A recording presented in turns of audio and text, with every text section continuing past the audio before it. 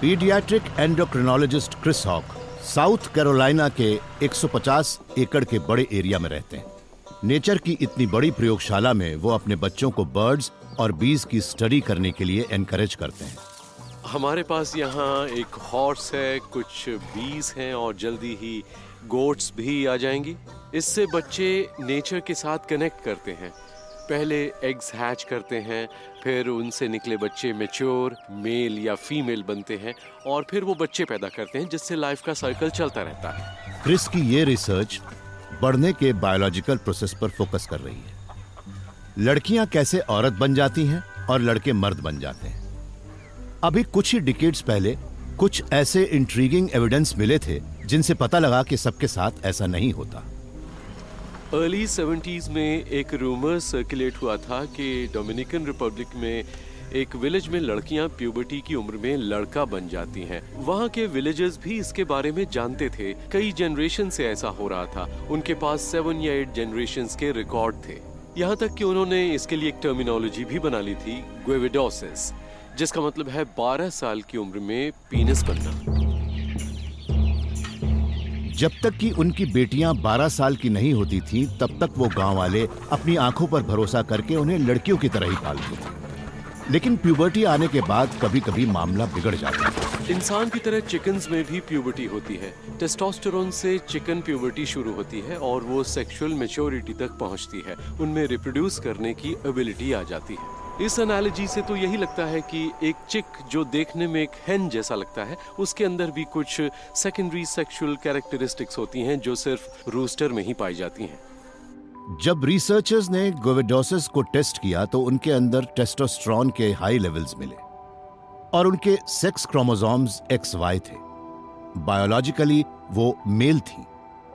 Puberty पर किसी तरह से उनका अंडरलाइनिंग जेनेटिक सेक्स बाहर आ जाता है, लेकिन कैसे? चलिए हम ह्यूमन डेवलपमेंट की बात करने के लिए ये एग ले लेते हैं। मान लीजिए कि ये एग एक वूम्ब है। इसके अंदर ही फीटस और वो सारी चीजें हैं जो किसी को मेल या फीमेल बनाती हैं। इसे फीमेल बनाना हो तो ऐसा करना इसका एंड होगा। हम इसे स्क्रैम्बल कर सकते हैं, सनी साइड अप बना सकते हैं और इसे मीडियम बॉयल कर सकते हैं। ये एक गर्ल एग है। एक फीमेल बनाने की रेसिपी बड़ी सिंपल है। ये काम नेचर अकेले भी कर सकती है, लेकिन मेल डेवलपमेंट के लिए कई और इंग्रेडिएंट्स की जरूरत पड़ती है। ह्यूमन डेवलपमेंट के बड़े अर्ली टाइम में ही टेस्टोस्टेरोन ऐड करना पड़ता है और उसका बड़ा ट्रेमेंडस इफेक्ट होता है। लेकिन सिर्फ इतने से हमारी इंटरनल एनाटॉमी तो मेल की होगी, मगर किसी और को वो दिखेगा नहीं। गुएविडोसिस में मेल डेवलपमेंट का यही स्टेज रास्ते से भटक जाता है। उनमें एक क्रूशियल एक्स्ट्रा इंग्रेडिएंट नहीं होता। उस मेलनेस के लिए एक और पोटेंट एक्टिवेटर चाहिए और ये काम करता है DHT नाम का एक हार्मोन। ये हार्मोन एक रेगुलर टेस्टोस्टेरोन से कम 100 गुना ज्यादा पोटेंट होता है और ये मेल डेवलपमेंट के लिए बड़ा क्रिटिकल भी होता है। एक वूम्ब के अंदर DHT तो रेगुलर टेस्टोस्टेरोन से ही बनता है। इसके लिए चाहिए 5 अल्फा रिडक्टेज नाम का एक एंजाइम। एक नॉर्मल मेल एम्ब्रियो में DHT ऐसे स्ट्रक्चर्स बनाता है जो मेलनेस से जुड़े होते हैं और इस प्रोसेस के एंड में एक बेबी बॉय जन्म लेता है। गुएविडोसिस में एक जेनेटिक म्यूटेशन की वजह से DHT नहीं बनता। इसी वजह से बच्चे प्यूबर्टी तक लड़की नजर आते हैं, लेकिन तभी टेस्टोस्टेरोन के एक सर्ज से उनकी बॉडीज अचानक ही मेल में ट्रांसफॉर्म हो जाती हैं। इस स्ट्रेंज डिस्कवरी के बाद रिसर्चर्स के सामने एक डीप साइकोलॉजिकल क्वेश्चन खड़ा हो गया। अगर कोई बच्चा फीमेल की तरह बड़ा हुआ है तो मेल बनने पर उसे कैसा लगता है? हमारे यहाँ 2 टर्म्स हैं, सेक्स और जेंडर। अक्सर एक की जगह दूसरे का इस्तेमाल किया जाता है, लेकिन सेक्स असल में किसी का फिजिकल अपीयरेंस होता है, जबकि जेंडर बिल्कुल ही अलग होता है। ये एक तरह से कह सकते हैं अदर वर्ल्डली है। ये इस बात का इटर्नल सेंस है कि मैं एक मेल हूँ या मैं एक फीमेल हूँ या फिर दोनों में से कुछ भी नहीं हूँ, मैं इन दोनों के बीच में हूँ। 20th सेंचुरी में जेंडर असल में वो होता था जो पेरेंट्स अपने बच्चों को असाइन करते थे। लड़कियों को एक फीमेल रोल में पाला जाता और वो खुद को फीमेल समझने लगती। लेकिन इस डोमिनिकन विलेज के बच्चों ने तो इस आइडिया को भी तोड़ दिया है। 95% गुएविडोसिस की परवरिश फीमेल की तरह की जाती है और बाद में वो मेल बन जाते हैं। इस बात ने उस फंडामेंटल व्यू को चैलेंज किया कि हम किसी को जेंडर असाइन कर सकते हैं, हम उस बच्चे की उस तरह की परवरिश करके, लेकिन हम उसका जेंडर नहीं असाइन कर सकते। कुछ तो बड़ा ही इंटरनल है जो कि हमारे जेंडर से जुड़ा होता है। हम मेल हैं या फीमेल, इस बात का मेंटल सेंस सिर्फ वो आइडिया भर नहीं है जो हमें दूसरों के इन्फ्लुएंस से मिलता है। जेंडर असल में बायोलॉजिकली हमारे अंदर समाया होता है, लेकिन जब हमारा जेंडर और सेक्स मैच नहीं होता तब हमारे दिमाग में क्या आता है। बायोलॉजिस्ट्स कहते हैं कि सेक्स सिर्फ मेल या फीमेल होने जैसा सिंपल नहीं है। करीब करीब 300 में से एक इंसान इस दुनिया में ट्रांसजेंडर होता है। ट्रांसजेंडर लोग देखते हैं कि उनका बायोलॉजिकल सेक्स उनके असली रूप से मैच नहीं करता। दिमाग में एक बड़ा ही फैसिनेटिंग साइंटिफिक क्वेश्चन खड़ा हो जाता है, हमारी बॉडी और माइंड आखिर क्यों डिसएग्री करते हैं।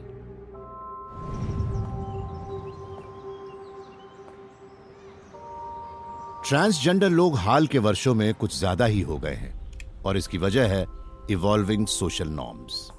उनमें से कई तो अपनी बॉडीज को ऑल्टर करने के लिए सारी हदें पार कर जाते हैं, फिर अपनी फैमिली से अपने डिफरेंट वर्जन को एक्सेप्ट करने को कहते हैं। लेकिन अपनी बॉडी को चेंज करने का ये इंपल्स कहां से आता है?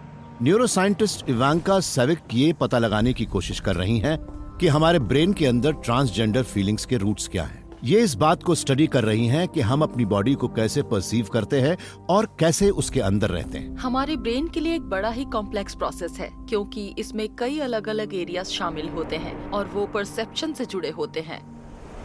Who am I? ये एक बड़ा हाई लेवल का कॉग्निटिव प्रोसेस है। इवांका मानती हैं कि ट्रांसजेंडर लोगों में ये कॉग्निटिव प्रोसेस थोड़ा अलग हो सकता है। ट्रांसजेंडर लोग रोज सुबह खुद को मिरर में देखते हैं और बड़ा अनकंफर्टेबल फील करते हैं। उसकी वजह यह है कि वो उस इमेज को तो रिकॉग्नाइज करते हैं, लेकिन उन्हें ये भी लगता है कि वो इमेज उन्हें रिप्रेजेंट नहीं करती। एक न्यूरोसाइंटिस्ट होने की वजह से इवांका जानती हैं कि अपनी बॉडी से कनेक्ट कर पाना भी एक कॉम्प्लेक्स मेंटल बैले है। हमारा विजुअल वर्ल्ड तो इंफॉर्मेशन से भरा पड़ा है, कलर्स, आर्म्स, मूवमेंट्स, लेकिन हमारा ब्रेन एक ऑर्डर इंपोज करता है उन चीजों को आइडेंटिफाई करने का जो हमारे लिए सबसे जरूरी है। इसकी शुरुआत होती है वर्चुअल कॉर्टेक्स से। हम उसी की मदद से कुछ भी देखते हैं। वो इंफॉर्मेशन कुछ स्पेशलाइज्ड ब्रेन रीजन्स में जाती है। एक बॉडीज को आइडेंटिफाई करता है तो दूसरा फेसेस को। मगर एक और रीजन होता है, टेम्पोरल पैराइटल जंक्शन, जो ये आइडेंटिफाई करता है कि वो फेसेस और बॉडीज हमारी हैं या नहीं। एक रीजन इन सारे आइडियाज को एक साथ जोड़ता है। यह है ब्रेन का आइडेंटिटी सेंटर। हमारे प्रीफ्रंटल कॉर्टेक्स को तय करना पड़ता है कि वो इमेजेस मेरी है या नहीं। ये एक मेंटल नेटवर्क है जो हमें अपनी बॉडी को रिकॉग्नाइज करने में मदद करता है और उसे अपना बताता है, और वो कंप्लीटली अनकॉन्शियसली ऑपरेट करता है। हमारा होल बॉडी परसेप्शन बिल्कुल ऑटोमेटिक होता है, इसलिए हम उसे कॉशियसली रिफ्लेक्ट भी नहीं कर पाते। मैं अपना हाथ देखती हूँ और कहती हूँ ये मेरा हाथ है, अपना चेहरा देखकर कहती हूँ मेरा चेहरा है। अपने आप को रिकॉग्नाइज करने की बात को हम रोज ही फॉर ग्रांटेड लेते हैं, लेकिन कुछ लोगों में यह सब थोड़ा अलग होता है। कई ट्रांसजेंडर लोग खुद को उस बॉडी में आइडेंटिफाई नहीं करते जिसमें वो पैदा हुए थे, और कई केसेस में ये मैटर ऑफ चॉइस भी नहीं होता। कई ट्रांसजेंडर लोगों को ये बात काफी पहले पता लग जाती है, उनके बचपन में ही, और ये बात काफी स्ट्रॉन्ग होती है। इस वजह से इसे सीरियसली लेना बहुत जरूरी भी है। इवांका मानती हैं कि ट्रांसजेंडर लोग अपने मन की आंखों से वो बॉडी देखते हैं जो उनकी फिजिकल इमेज से अलग होती है।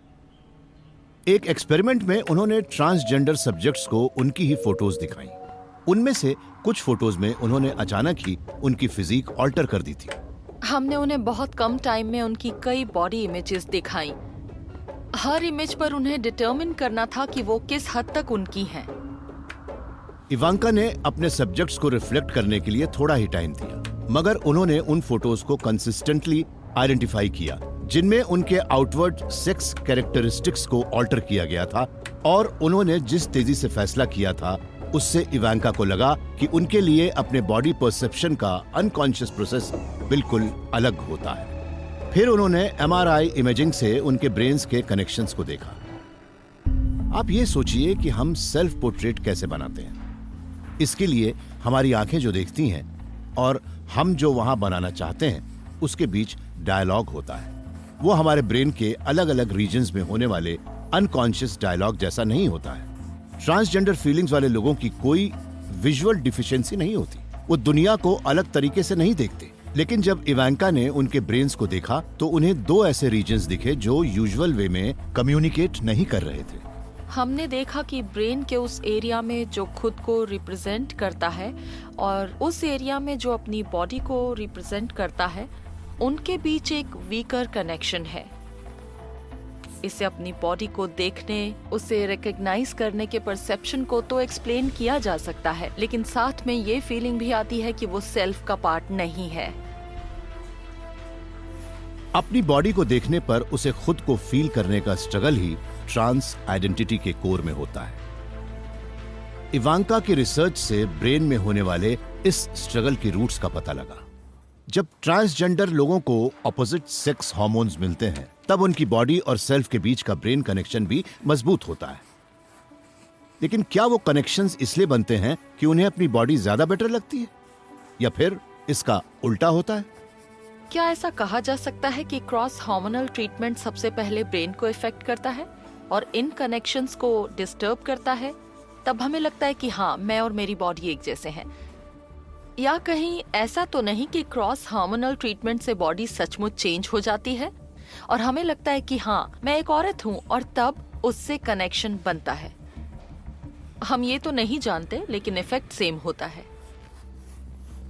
हैप्पियर लाइफ के लिए ट्रांसजेंडर लोग अक्सर हार्मोन थेरेपी या सर्जरी के जरिए अपने फिजिकल अपीयरेंस को बदल लेते हैं। लेकिन एनाटॉमिकली सेक्स स्विच करना आसान काम नहीं है। लेकिन एक नई रिसर्च से पता लगा है कि जल्दी ही ये काम आसान हो जाएगा, क्योंकि एक हिडन लेवल पर हमारी बॉडी कॉन्स्टेंटली स्विच करने की कोशिश करती रहती है।